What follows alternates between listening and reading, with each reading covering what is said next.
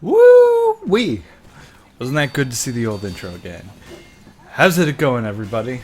Mr. S here, bringing you another engineer gameplay. However, I'm not discussing what's going on in it. I'm here to discuss the who, what, why, when, and where of hauling, or the Haul-a-baloo. As Engineer's famous line states, gotta move that gear up. So let's start with the easiest question of all. Why and who? Who can haul? Why, any engineer can haul their gear by right-clicking on it with your gun or wrench equipped it. This includes people just starting the game to veterans since '07. It's one of the main staples of being the engineer. So why should we haul? It seems pretty tedious to do so. Why? Why not? It's a great method for pushing your team forward and giving them a fallback when a push fails. Let's look at it like this. My Uber fades and I want some cover on my retreat with my teammates due to a failed push. I want that sentry gun to give me cover. I want that dispenser for ammo and health. And I want a teleporter to have my teammates back to me to defend me and be ready to push again. By pushing your gear forward, you give morale to your teammates, making them feel like they're going to be safe on the retreat and will have more faith and the idea of protection, and they'll protect the engineer for doing so. Why wouldn't you want to help the guy who's saving your ass on the way out? He's got a backbone and he's willing to give the other guys hell and high water for trespassing onto your land. This is something that most new engineers never really think of, and that's usually because they see others just sit around in an area instead of causing havoc and giving teammates fallbacks. So they fall into the stereotype of being the turtle engineer, because it's easy to play Engie that way. So what makes a good engineer? I think being at your gun in a safe area is best. I don't die that way. You think being so far back is great for your team? That doesn't seem like the right way to play, son. If I wanted to play safe, I'd play a game where I wouldn't die. I go play Angry Birds or Tetris. I came to a battlefield and I'm gonna give them hell when I do so. A good engineer will move his gear up on either team on both offense and defense to take ground when it's safe to do so, or when a distraction is being provided. Being the guy who gets his tele, dispenser, and sentry gun to the front is the man I want on my team. Sitting behind your team is great, but at the same time, by moving out, you create a front line that you tell others they cannot cross until you and your gun go down, but your team is going to live in exchange for that. Providing is what the engineer does. He's the problem solver. Problem? Enemy is pushing my team. Solution? Get a giant gun. And have your team get ready to assist ASAP once they've topped up from your dispenser, and get back to the front line with your teleporters. That's what makes the engineer such a great and diverse class. Well, hauling makes me slower and rebuilding is boring. It's better that I don't waste my time with that. Yes, hauling gear does make you move a bit slower, but that's where you want to be. Behind your team as they create the distraction while you move your gear in to support them.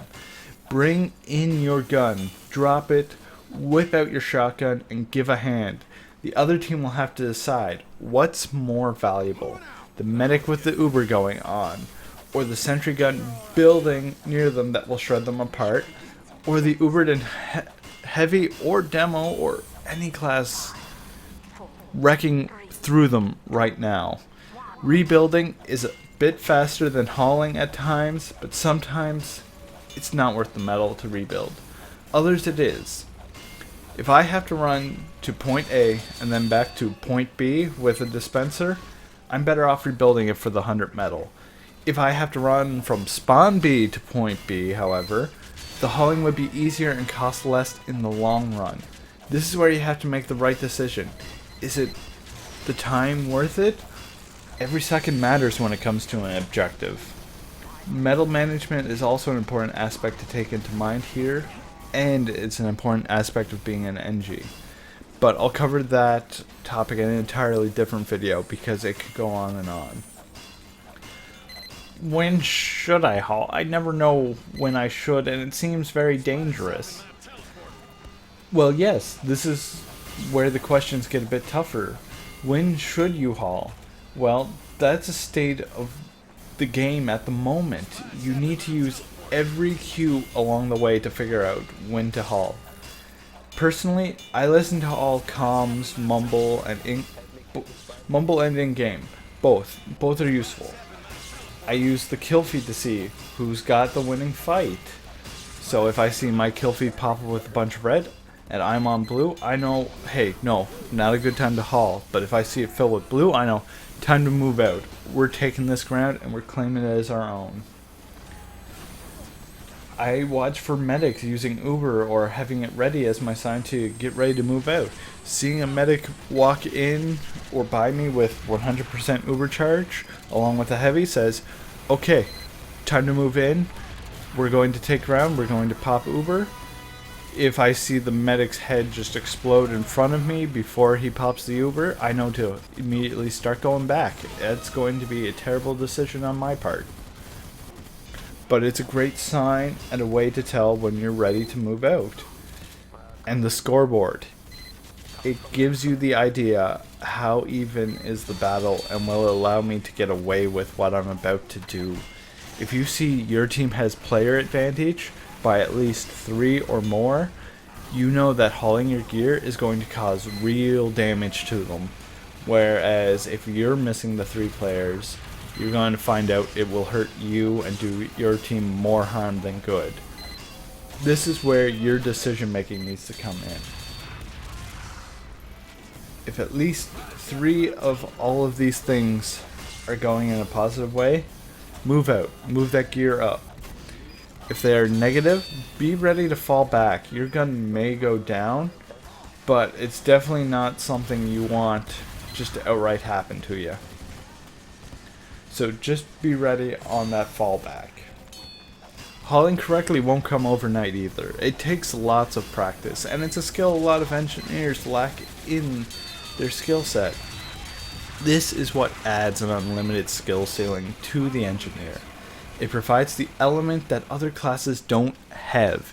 Each situation is always going to be different, so it makes hauling more dangerous, but it makes it so rewarding for doing so. Having that fallback for your teams makes it all worth it. A good way to practice your hauling skills is just go to a Valve server and practice on blue team hauling forward with a cart or capture point. I'll cover 5 CP hauling in another video. This is where you can build up a basic skill with enough practice. You'll be able to learn to haul on defense as red on payload and CP as well. I suggest bringing a Jag and or the Rescue Ranger with yourself to get the hang of things a bit easier. Later you may want to bring the Frontier Justice or the Widowmaker. I know I love taking my Frontier Justice with me when pushing forward with a gun. It can give me those survival crits when needed. Remember, practice makes perfect, and failing doesn't mean you're bad, it means you're learning. So with all this information, you haven't answered, where do I haul my gear? This is the question that everyone should learn easy. If you know your maps, you'll know the angles where sentries can't be reached, and where they can't reach. Let's take Upward for example. It's my favorite map, and it came with the NG update, and it gives so much fun for an engineer to mess around with. On point B, there's a windowed room right above Red's porch. This window can't usually be targeted by a sentry gun unless they put it way out where it's easy to shoot it. So this gives blue the opportunity to use that window. It's hard to hit. You have to walk out into the open where a sniper lane is to shoot it. And if they want to come defend the cart while it's being pushed, they have to walk into the gun. If they decide they want to attack your gun, they're not going to look at your team, giving your team the ability to kill them. If they want to look at your team, they walk into a level 3 sentry gun and they get put into the ground really fast, still giving your team the advantage. Use high ground. That's my biggest suggestion. Use the high ground to your advantage. It's the best place for a sentry, however a near flat ground will work. But don't take the low ground unless there's no other option. It makes it easier for a demo to spam over a hill at your gun. With time, you'll know where the best angles are and the hardest to hit can be. Moving your gun will also have players have to find your gun and cause paranoia. If you keep moving it, and after a few kills, however, it causes a lot of damage to them. But be careful if you try this tactic, because it could result in the loss of the gun if you're not watching for spies and snipers.